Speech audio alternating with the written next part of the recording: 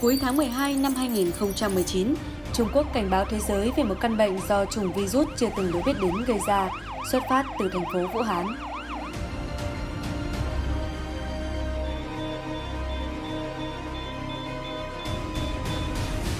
Nói đến Covid-19, người ta nói đến một đại dịch toàn cầu, một cuộc chiến với kẻ thù vô hình.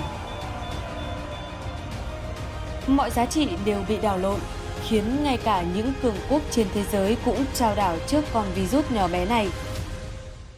Chúng ta đang đối mặt với một kẻ thù vô hình. Chúng ta đang đối mặt với một vấn đề mà một tháng trước không ai nghĩ tới. Tình hình rất tệ, theo nghĩa là dịch bệnh rất dễ lây lan đến mức kỷ lục.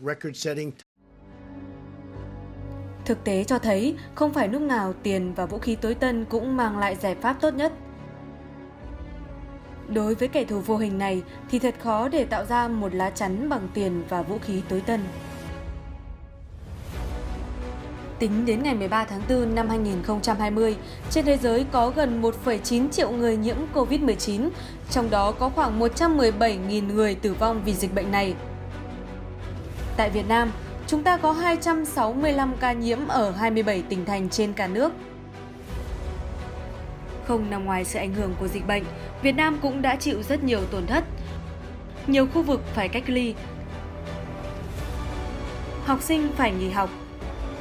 Nhiều người đã phải làm việc tại nhà và cũng có nhiều bác nông dân điêu đứng trước dịch bệnh. Thì nếu mà có dịch như này rồi thì chả biết được đồng nào hay đồng ý đâu. Thì không biết được hôm nay bán hôm nay thì biết hôm nay. Còn từng này hoa thì không biết là có bán được hay không. Đây dụng này. Phá sạch hết Covid coi như là tôi phá hết. Nếu nói thật sự ra như lúc này 2.000 cân trần này nhá, là 3 tháng rồi. Vừa mất cả giống vốn, vừa mất cả đằng đẵng 3 tháng rồi không có công. Xong mà tiền ruộng mình thuê ruộng mình vẫn phải giảm người ta.